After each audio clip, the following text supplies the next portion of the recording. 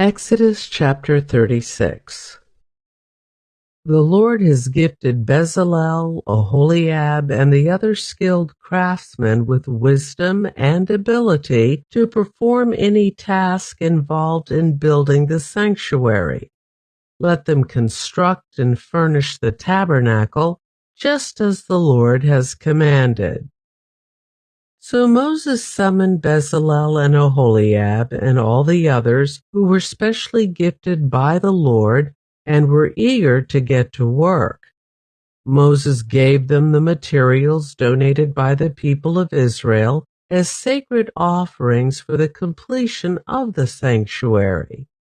But the people continued to bring additional gifts each morning. Finally, the craftsmen who were working on the sanctuary left their work. They went to Moses and reported, "The people have given more than enough materials to complete the job the Lord has commanded us to do." So Moses gave the command, and this message was sent throughout the camp. Men and women, don't prepare any more gifts for the sanctuary. We have enough. So the people stopped bringing their sacred offerings. Their contributions were more than enough to complete the whole project. The skilled craftsmen made 10 curtains of finely woven linen for the tabernacle. Then Bezalel decorated the curtains with blue, purple, and scarlet thread, and with skillfully embroidered cherubim. All 10 curtains were exactly the same size, 42 feet long and 6 feet wide. 5 of these curtains were joined together to make one long curtain, and the other 5 were joined to make a second long curtain. He made 50 loops of blue yarn and put them along the edge of the last curtain in each set. The 50 loops along the edge of one curtain matched the 50 loops along the edge of the other curtain. Then he made 50 gold clasps and fastened the long curtains together with the clasps. In this way, the tabernacle was made of one continuous piece. He made 11 curtains of goat hair cloth to serve as a tent covering for the tabernacle. These 11 curtains were all exactly the same size, 45 feet long and 6 feet wide. Bezalel joined 5 of these curtains together to make one long curtain, and the other 6 were joined to make a second long curtain. He made 50 loops for the edge of each large curtain. He also made 50 bronze clasps to fasten the long curtains together. In this way, the tent covering was made of one continuous piece. He completed the tent covering with a layer of tanned ram skins and a layer of fine goatskin leather. For the framework of the tabernacle, Bezalel constructed frames of acacia wood. Each frame was 15 feet high and 27 inches wide, with 2 pegs under each frame. All the frames were identical. He made 20 of these frames to support the curtains on the south side of the tabernacle. He also made 40 silver bases, 2 bases under each frame, with the pegs fitting securely into the bases. For the north side of the tabernacle, he made another 20 frames, with their 40 silver bases, 2 bases under each frame.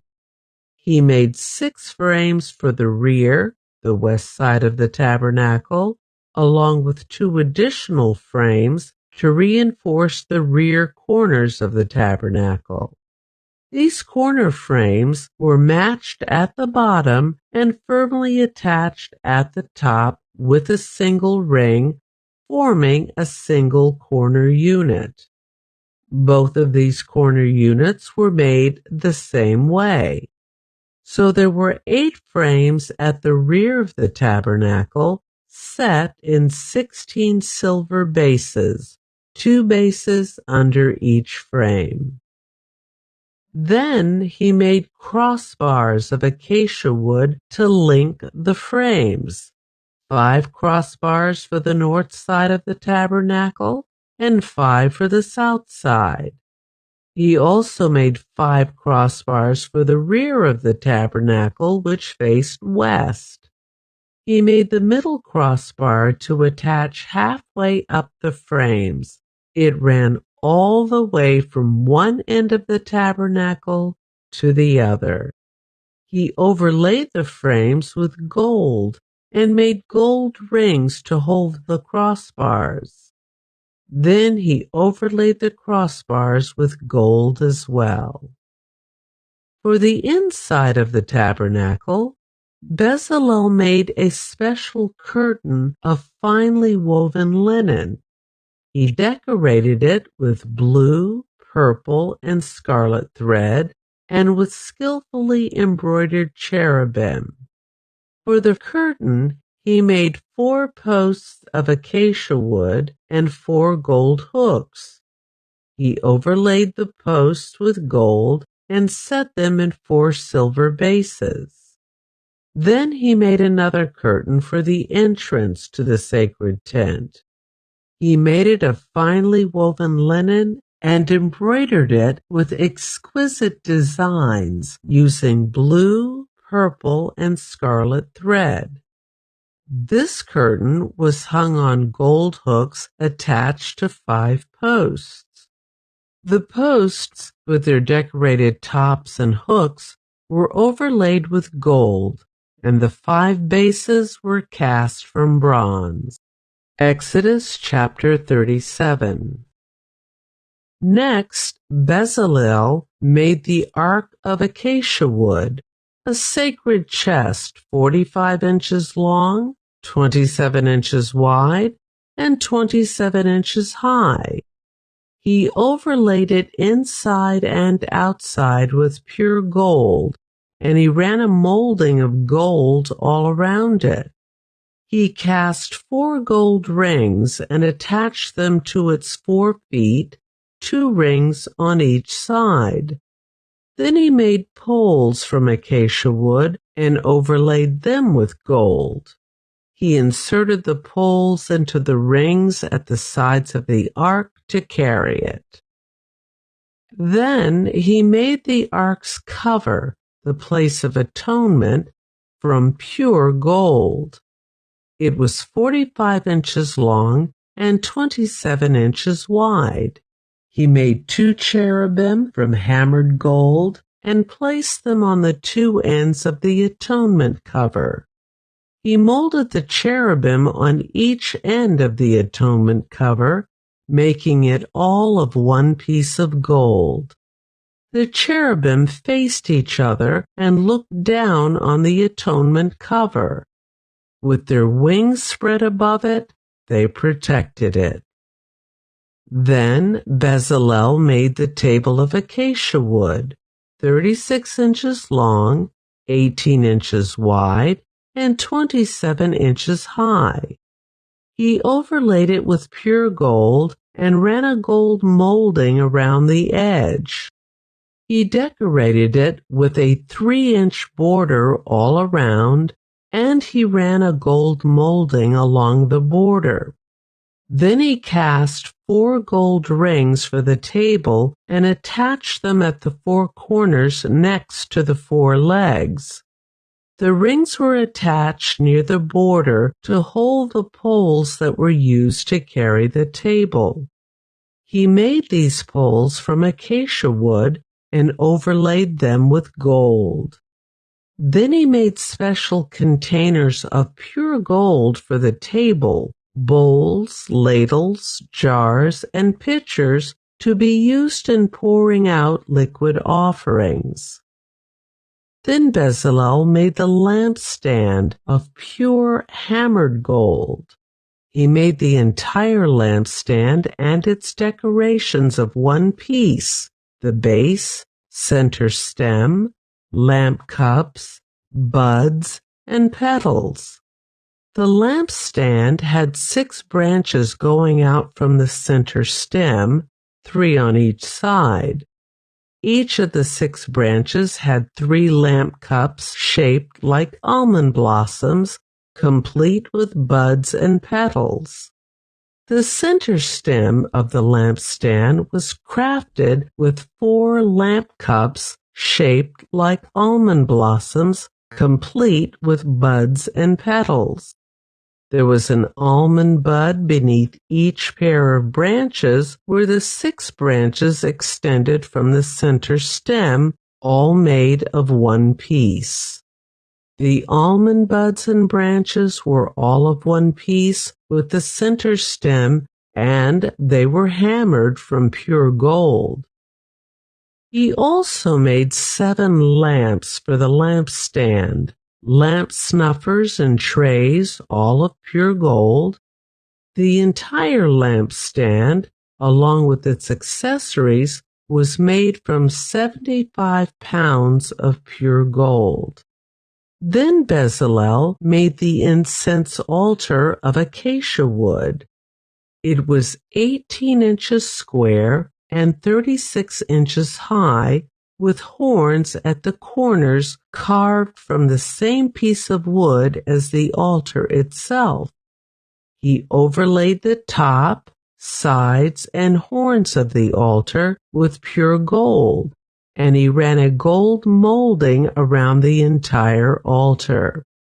He made 2 gold rings and attached them on opposite sides of the altar below the gold molding to hold the carrying poles. He made the poles of acacia wood and overlaid them with gold. Then he made the sacred anointing oil and the fragrant incense, using the techniques of a skilled incense maker. Exodus chapter 38. Next, Bezalel used acacia wood to construct the square altar of burnt offering. It was 7.5 feet wide, 7.5 feet long, and 4.5 feet high. He made horns for each of its 4 corners, so that the horns and altar were all one piece. He overlaid the altar with bronze. Then he made all the altar utensils of bronze: the ash buckets, shovels, basins, meat forks, and fire pans. Next, he made a bronze grating and installed it halfway down the side of the altar under the ledge. He cast 4 rings and attached them to the corners of the bronze grating to hold the carrying poles. He made the poles from acacia wood and overlaid them with bronze. He inserted the poles through the rings on the sides of the altar. The altar was hollow and was made from planks. Bezalel made the bronze wash basin and its bronze stand from bronze mirrors donated by the women who served at the entrance of the tabernacle. Then Bezalel made the courtyard, which was enclosed with curtains made of finely woven linen. On the south side, the curtains were 150 feet long. They were held up by 20 posts set securely in 20 bronze bases. He hung the curtains with silver hooks and rings. He made a similar set of curtains for the north side. 150 feet of curtains held up by 20 posts set securely in bronze bases. He hung the curtains with silver hooks and rings. The curtains on the west end of the courtyard were 75 feet long, hung with silver hooks and rings, and supported by 10 posts set into 10 bases. The east end, the front, was also 75 feet long. The courtyard entrance was on the east end, flanked by 2 curtains. The curtain on the right side was 22.5 feet long and was supported by 3 posts set into 3 bases. The curtain on the left side was also 22.5 feet long and was supported by 3 posts set into 3 bases. All the curtains used in the courtyard were made of finely woven linen. Each post had a bronze base, and all the hooks and rings were silver. The tops of the posts of the courtyard were overlaid with silver, and the rings to hold up the curtains were made of silver. He made the curtain for the entrance to the courtyard of finely woven linen, and he decorated it with beautiful embroidery in blue, purple, and scarlet thread. It was 30 feet long, and its height was 7.5 feet, just like the curtains of the courtyard walls. It was supported by 4 posts, each set securely in its own bronze base. The tops of the posts were overlaid with silver, and the hooks and rings were also made of silver. All the tent pegs used in the tabernacle and courtyard were made of bronze. This is an inventory of the materials used in building the tabernacle of the covenant. The Levites compiled the figures as Moses directed, and Ithamar, son of Aaron the priest, served as recorder. Bezalel, son of Uri, grandson of Hur, of the tribe of Judah, made everything just as the Lord had commanded Moses. He was assisted by Oholiab, son of Ahisamach of the tribe of Dan, a craftsman expert at engraving, designing, and embroidering with blue, purple, and scarlet thread on fine linen cloth. The people brought special offerings of gold, totaling 2,193 pounds, as measured by the weight of the sanctuary shekel. This gold was used throughout the tabernacle. The whole community of Israel gave 7,545 pounds of silver as measured by the weight of the sanctuary shekel. This silver came from the tax collected from each man registered in the census. The tax is 1 bekah, which is half a shekel based on the sanctuary shekel. The tax was collected from 603,550 men who had reached their 20th birthday. The 100 bases for the frames of the sanctuary walls and for the posts supporting the inner curtain required 7,500 pounds of silver, about 75 pounds for each base. The remaining 45 pounds of silver was used to make the hooks and rings and to overlay the tops of the posts. The people also brought as special offerings 5,310 pounds of bronze, which was used for casting the bases for the posts at the entrance to the tabernacle, and for the bronze altar with its bronze grating and all the altar utensils. Bronze was also used to make the bases for the posts that supported the curtains around the courtyard, the bases for the curtain at the entrance of the courtyard, and all the tent pegs for the tabernacle and the courtyard.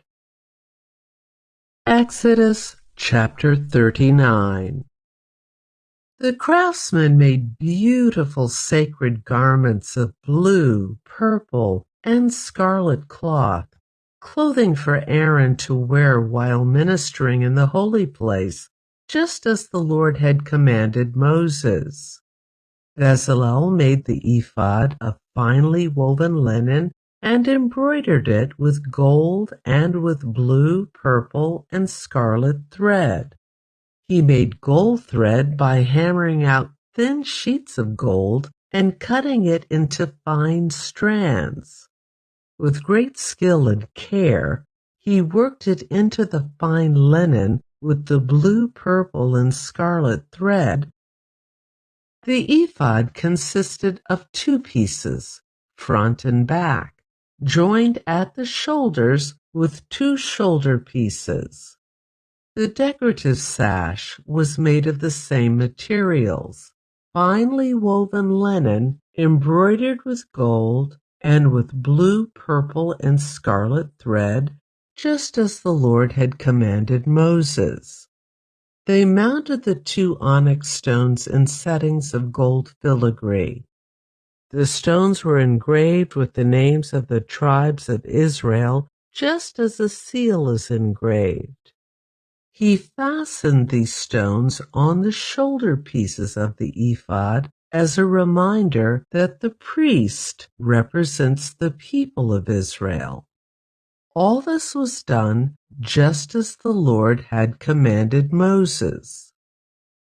Bezalel made the chest piece with great skill and care. He made it to match the ephod, using finely woven linen embroidered with gold and with blue, purple, and scarlet thread. He made the chest piece of a single piece of cloth folded to form a pouch 9 inches square. They mounted 4 rows of gemstones on it. The first row contained a red carnelian, a pale green peridot, and an emerald. The second row contained a turquoise, a blue lapis lazuli, and a white moonstone. The third row contained an orange jacinth, an agate, and a purple amethyst.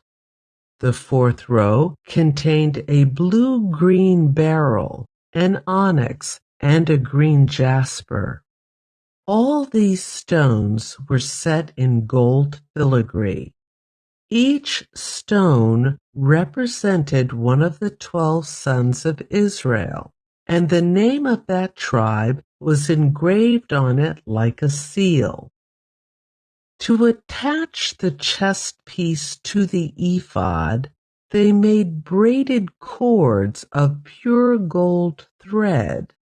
They also made 2 settings of gold filigree and 2 gold rings and attached them to the top corners of the chest piece. They tied the 2 gold cords to the rings on the chest piece. They tied the other ends of the cords to the gold settings on the shoulder pieces of the ephod. Then they made 2 more gold rings and attached them to the inside edges of the chest piece next to the ephod.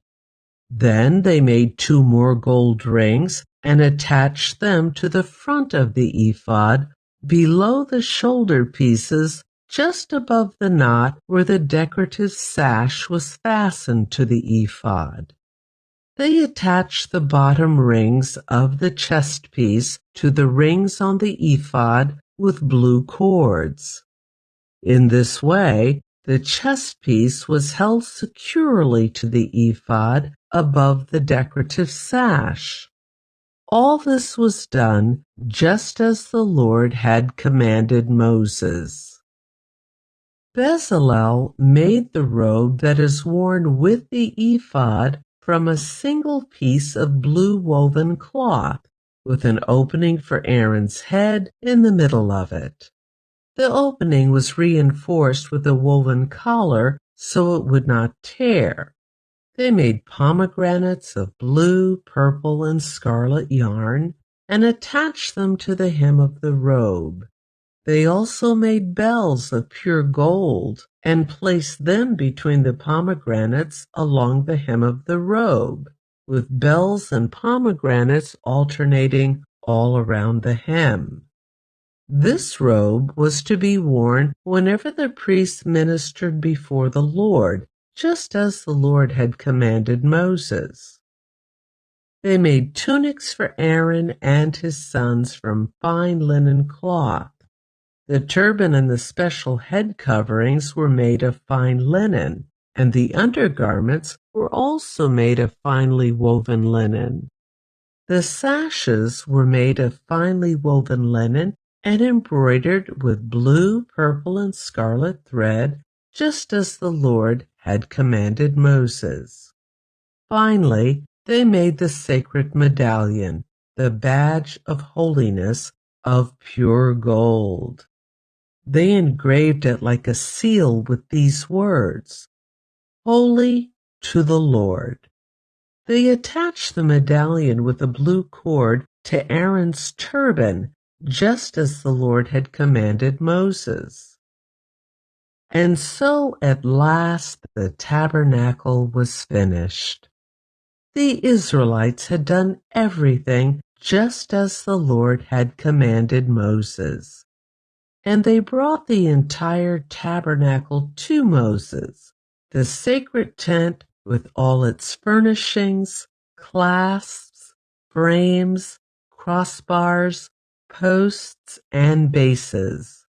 The tent coverings of tanned ram skins and fine goatskin leather, the inner curtain to shield the Ark of the Covenant, and its carrying poles, the ark's cover, the place of atonement, the table and all its utensils, the bread of the presence, the pure gold lampstand with its symmetrical lamp cups, all its accessories, and the olive oil for lighting, the gold altar, the anointing oil and fragrant incense, the curtain for the entrance of the sacred tent, the bronze altar, the bronze grating and its carrying poles and utensils, the wash basin with its stand, the curtains for the walls of the courtyard,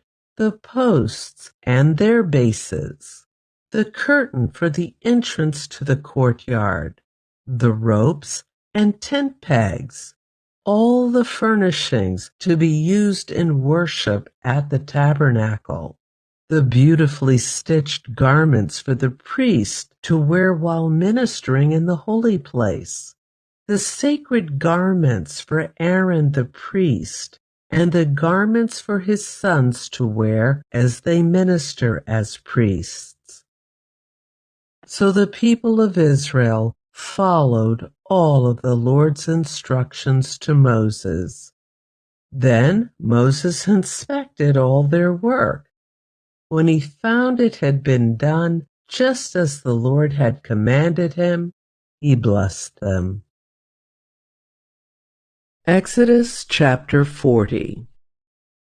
Then the Lord said to Moses, "Set up the tabernacle on the first day of the new year. Place the Ark of the Covenant inside, and install the inner curtain to enclose the Ark within the most holy place. Then bring in the table and arrange the utensils on it, and bring in the lampstand and set up the lamps. Place the gold incense altar in front of the Ark of the Covenant. Then hang the curtain at the entrance of the tabernacle. Place the altar of burnt offering in front of the tabernacle entrance.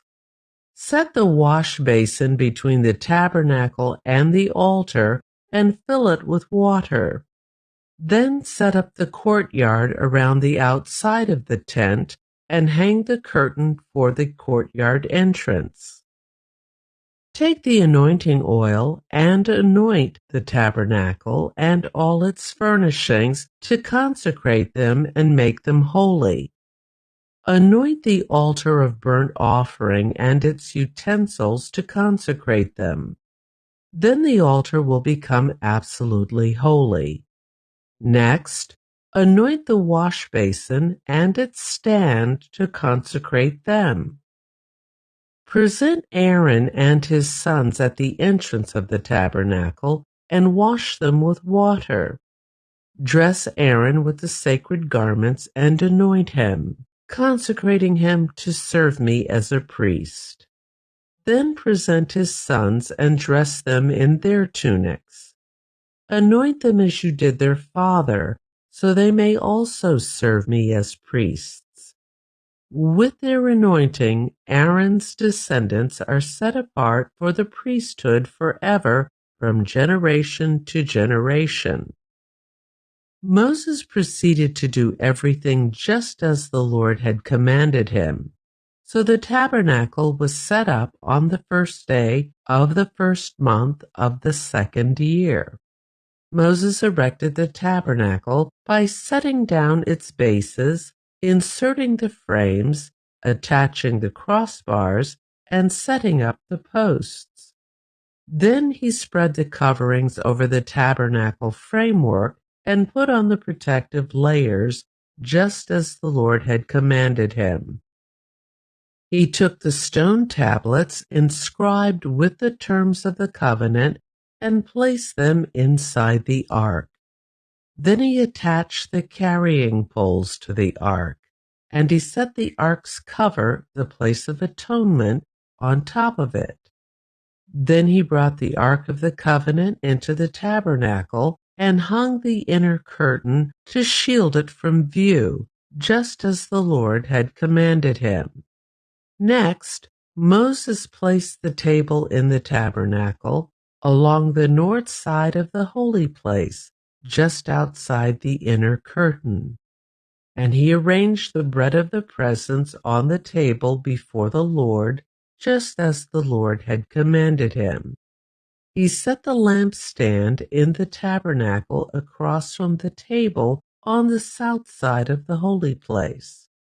Then he lit the lamps in the Lord's presence, just as the Lord had commanded him. He also placed the gold incense altar in the tabernacle in the holy place in front of the inner curtain. On it, he burned the fragrant incense, just as the Lord had commanded him.